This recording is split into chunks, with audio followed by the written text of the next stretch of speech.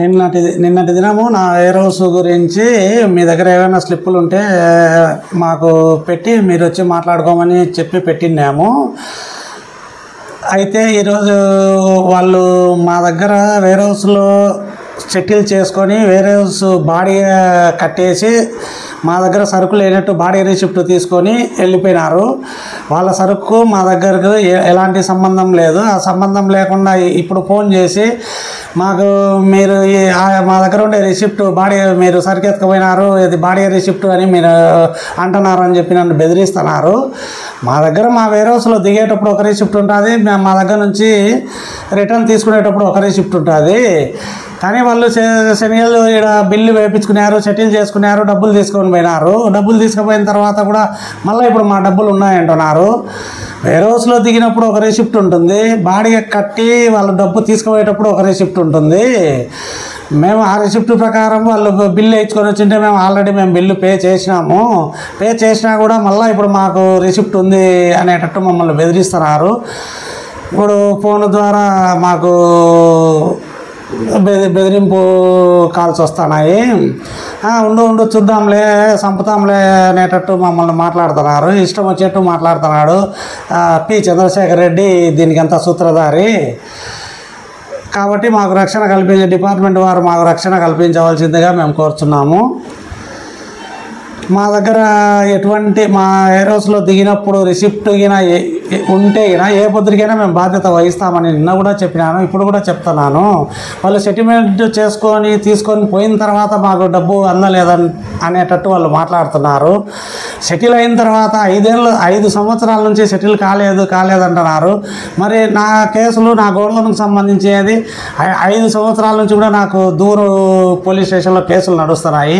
అప్పుడైనా వాళ్ళు ఎస్ఐ దగ్గరికి కానీ పోలీస్ స్టేషన్కి కానీ పోయి సంప్రదించాలి కదా. ఇంతకుముందు రైతులు కూడా అట్లే సంప్రదించారు. వాళ్ళకు మేము ఏదో 1-2 ఉంటే అట్లా సెటిల్ చేసినాము. వీళ్ళు డబ్బు తీసుకొని కూడా అట్లా 5 సంవత్సరాల నుంచి పోలీస్ స్టేషన్కు పోకుండా కంప్లైంట్ ఇవ్వకుండా ఈ పొద్దు వచ్చి మా డబ్బు ఉంది అనేటట్టు మమ్మల్ని భయభ్రాంతులు చేస్తున్నారు.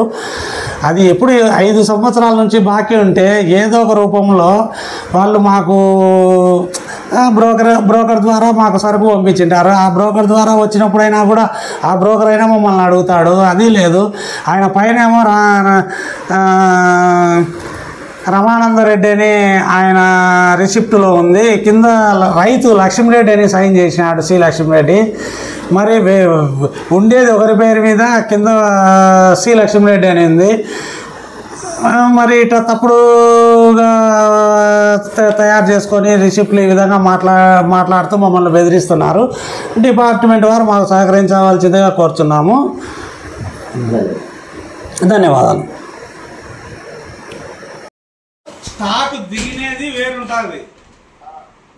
మా దగ్గర దిగేటప్పుడు ఒక రిసిప్ట్ ఇచ్చాం, అది రెడ్ రిసిప్ట్ ఇచ్చాం. మా దగ్గర ఎల్లో రిసిప్ట్ ఇచ్చినాము అనేటిదంటే దానికి ఏంటంటే అది మీరు భారీగా కట్టి మీ సరుకు మీరు సెటిల్ చేసుకొని పోయినారని అర్థం. అవి సంతకాలు మా భార్యది కానీ నాది కానీ అవి మా మేనేజర్ది. ఆ సెటిల్మెంట్ జరిగినప్పుడు కూడా మా మేనేజర్ ఉన్నాడు, మా మేనేజర్ది సంతకం అది.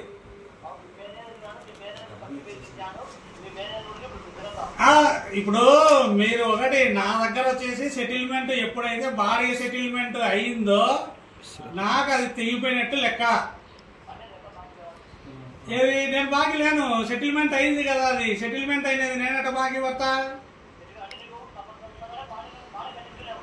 సంవత్సరం ఉండగానే బాడీ ఎందుకు కట్టించుకుంటా నేను? మీకు రిసిప్ట్ మీరు తీసుకోబోరు ఎందుకు? ఇప్పుడు మీ సరుకు సెటిల్ కాంది, మీరు ఎందుకు రిసిప్ట్ తీసుకుపోతారు? ఒరిజినల్ రిసిప్ట్ మీ దగ్గర ఉంది, డూప్లికేట్ రిసిప్ట్ మా దగ్గర ఉంటుంది.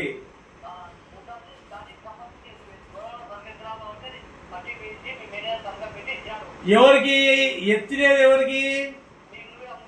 నేను అమ్మినట్టు రుజువేముందేడా? నేను మీకు ఇచ్చి మీరు మా దగ్గర బాడీది ఇప్పుడు నేను అమ్ముకునే అనేటంటే మీకు ఆ రిసిప్ట్ బాడీ రిసిప్ట్ ఎట్టొచ్చాది? ఉందిలే, తెగనేలేమ్మా. నేను కూడా తెలుసుకోవాలనే ఉండేది.